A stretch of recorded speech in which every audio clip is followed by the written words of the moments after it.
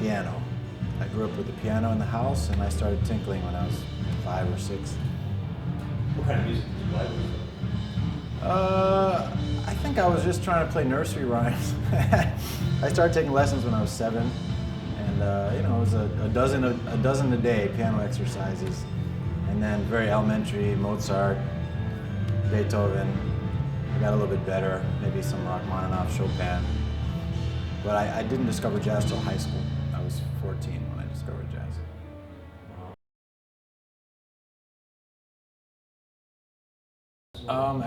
It was a man, actually, a person, a great human being and musician and educator named Bob Sinekrope, who was a bass player based in Boston, and he taught, at the time he taught math at my high school. But he was a jazz bass player by night, and he convinced the school to let him teach a jazz class instead of a math class. And I thought, wow, I can get credit for playing music, and I heard about this thing called jazz, and no idea what it is. And I'd heard this rumor that it was improvised music. And at that point, I had no idea how it was possible to improvise music and make it sound good. And I still don't really have much of a clue, but I have a little bit better of an idea now. And you know, to his credit, he taught basically by ear. You know, he emphasized the importance of oral education, jazz being an oral art form. And all I knew how to do was, you know, translate notes on a page into sound. So I had to basically start again. And I didn't know how to do it. All I knew was that I was supposed to listen to this cassette that he gave us over the summer before the first semester of class. And so I just listened to this cassette over and over and over and over again. And it had a little bit of Horace Silver, some Miles Davis, some Art Blakey, and I got hooked. I had no idea what I was listening to, but I loved it. So I listened to it over and over and over and over and over again. And then, you know, it's one of these things where whatever comes in comes out. So I started to try to improvise, and I didn't know what to play, but I just started playing little things that I heard on the cassette, and that's how it started.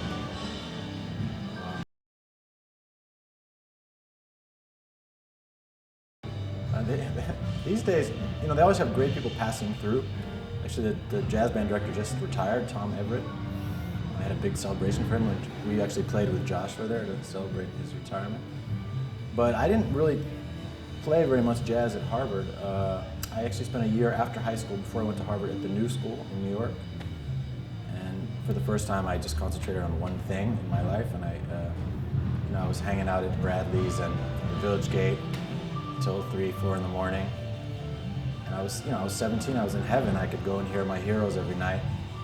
And I had some amazing classmates at the New School, like Brad Meldau was a classmate, Roy Hargrove was there, Omer Avital, who I play with a lot these days. A lot of the guys that I still play with today are guys that I met during that year, 1991, 92, or in the next few years at Berkeley. When I was going to Harvard, I was hanging out at Berkeley. So I never actually took a Berkeley class, but I sort of felt like I was an honorary Berkeley graduate. And they seem to think that I went to Berkeley. And I really did spend a lot of time playing with Berkeley musicians, and I owe a lot to Berkeley, even though I was never an official student. So I kind of got a jazz education in a roundabout way, but mostly by playing and listening.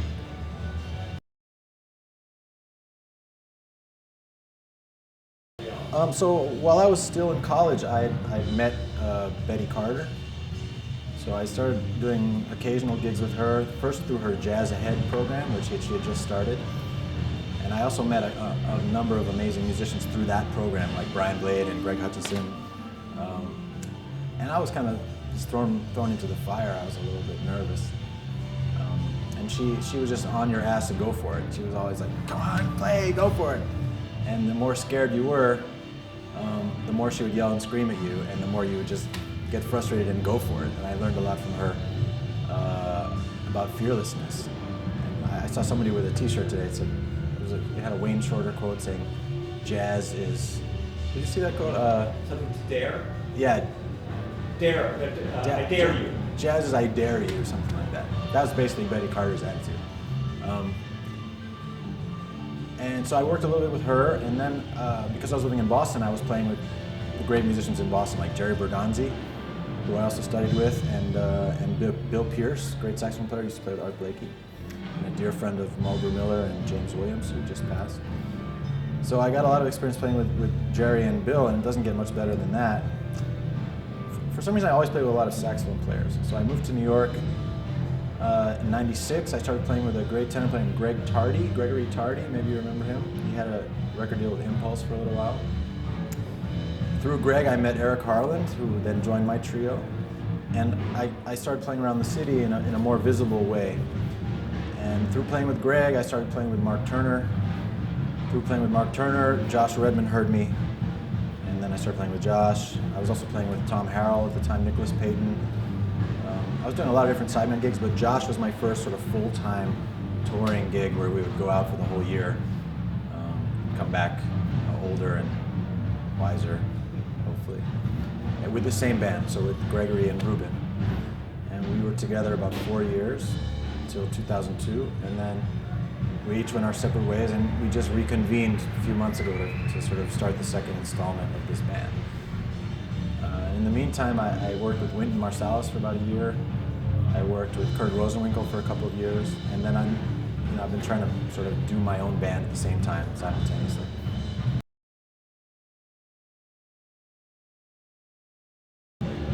Yeah, I mean, one major reason that those guys sounded so amazing is they had sometimes 2-3 gigs a night. Charlie Parker might play 2 or 3, 4 different places, including a late night jam session.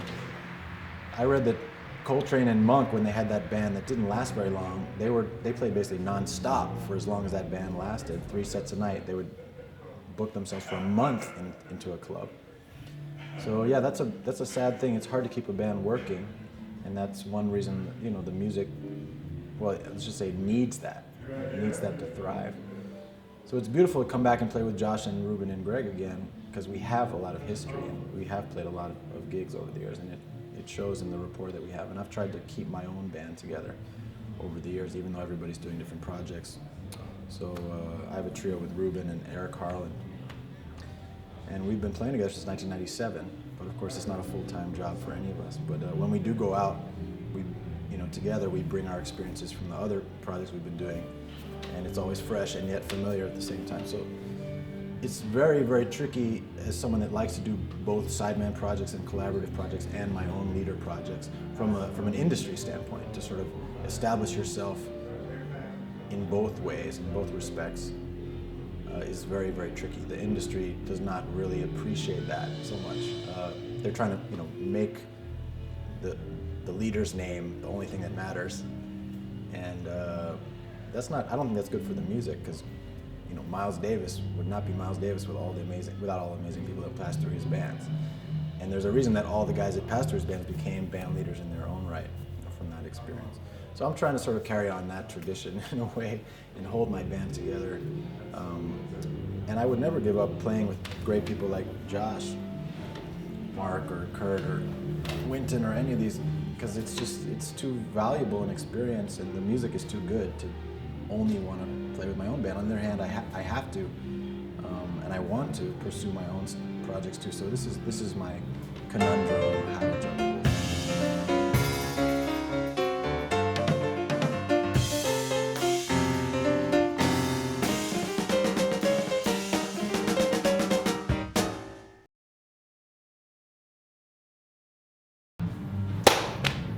That's like take one. Yeah. Let's say your name. Aaron Goldberg.